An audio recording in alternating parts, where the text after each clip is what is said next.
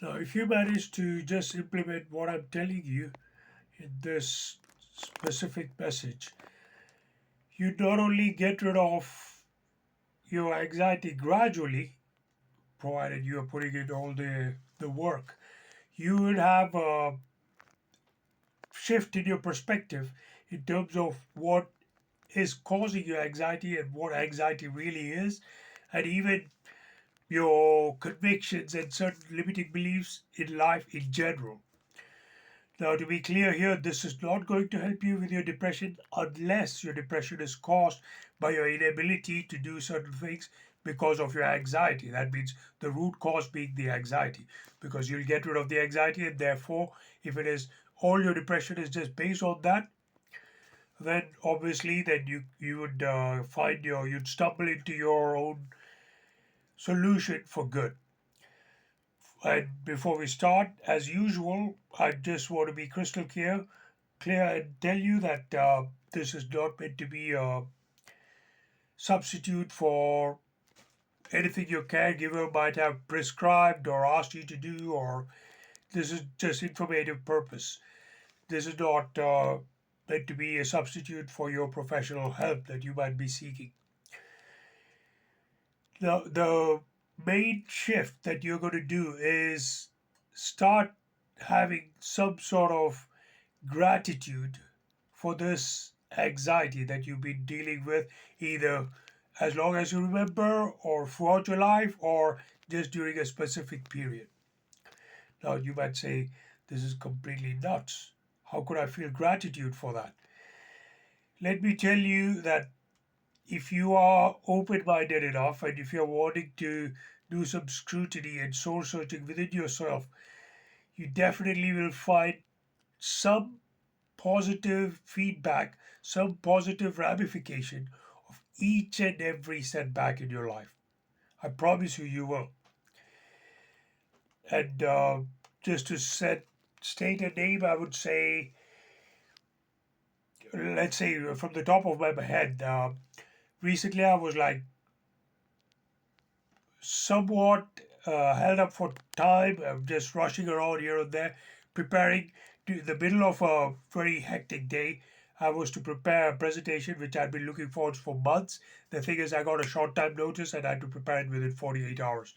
And as I was stuck, I couldn't commute enough. I was just like, because lack of time, I was actually very challenged to do this without an internet connection, and I was just stuck in a with my laptop at a cafe. And surprisingly, the mobile data I had on my both my laptop, my phone, and even the Wi-Fi and the internet were all screwed up during that time, that specific day. And so therefore, I just said, okay, screw this, I'm going to do it, do my best, just by the resources available. Maybe I'll just quote from memory, whatever. I started preparing the presentation. Little did I know I had such a plethora of resources just on that hard disk of my laptop.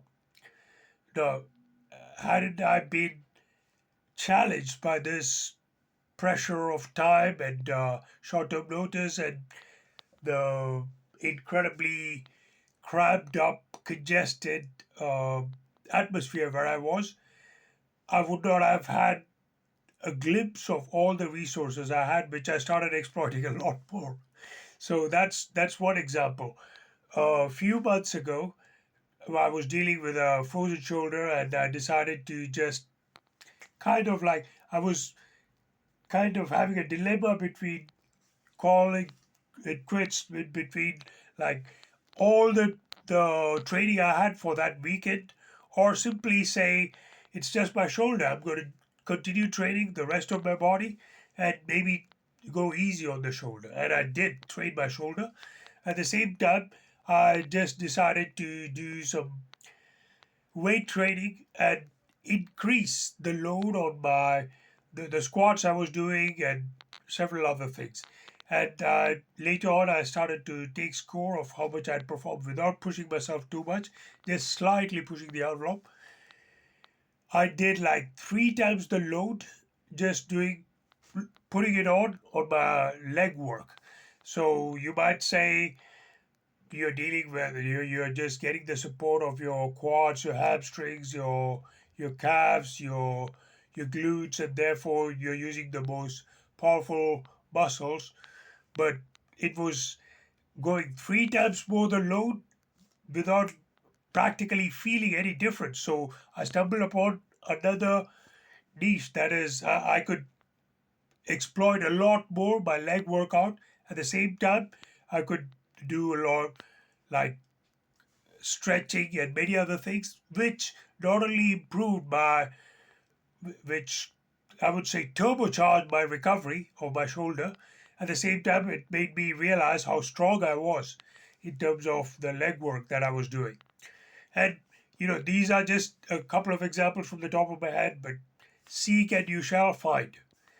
So this is just meant to be the theory. Now, if you want to really uh, get the at least the benefits of, or just make a gratitude list of what this anxiety has brought you into, the treasure trove of examples that you're going to find, I would say the easiest thing you'd find is that people who have been to you, maybe colleagues, whatever, they softened up sometimes. This is the typical number one thing that most people notice. So this is just to give you a clue, a caveat though, that I found not only observation, like plenty of examples, I would say, people who are the closest to you tend to be the meanest. Unfortunately, that's just a rule of life.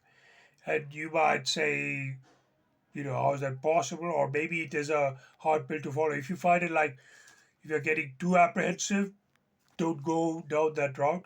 But I would say that it happens to be the case that people who are the closest, they end up being the ones who trigger you the most, and they envy you the most. They are more intimidated by your success and so on. And this includes not only people who are closest, this includes family as well. So if you are brave enough to accept that and go into that route, that could be one. But it could be some other thing like you realize how successful you were in some other area of life. As I said, frozen shoulder made me realize that I was much stronger and also how I could turbocharge the whole process. So it is up to you. So if you just listen to it and you're not willing to put in the work, then is knowledge is always, unless it is not applied, it is not power. So therefore it's your own choice. However, if you're willing to put in the work, if you really want to unleash this message, I'm going to invite you to just take a sheet of paper and every day for the next 5 days, start spending at least 20 minutes looking for at least 5 things that you are benefiting from this situation of your anxiety. If you can find three, that's great. Sometimes you'd be surprised you'd find 30 just as soon as you start, within a few minutes. And therefore, this changes your perspective on so many other limiting beliefs you might have had, your outlook on life, and the list goes on.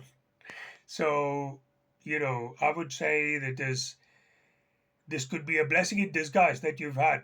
And this is not the only thing that I'm suggesting for anxiety. If you're willing to, I have a bunch of short videos. Some are a minute long, some are 3 minutes long, that give you a plethora of tools to just get rid of your anxiety. And also, I'm not done with this topic because I've been getting more and more requests to try to deal with it, and quite a lot of the tools that I provide are related to either NLP or subconscious reprinting, or hypnosis, and of course yoga. And yoga, I would say, you do not have to believe into any kind of religion, or you don't have to believe in God. You don't have to convert yourself into the Hindu religion, or you don't have to become a vegetarian or anything like that. Because it's amazing how many people ask me these questions. So you do not have to. All you need is an open mind and willingness to put in the work.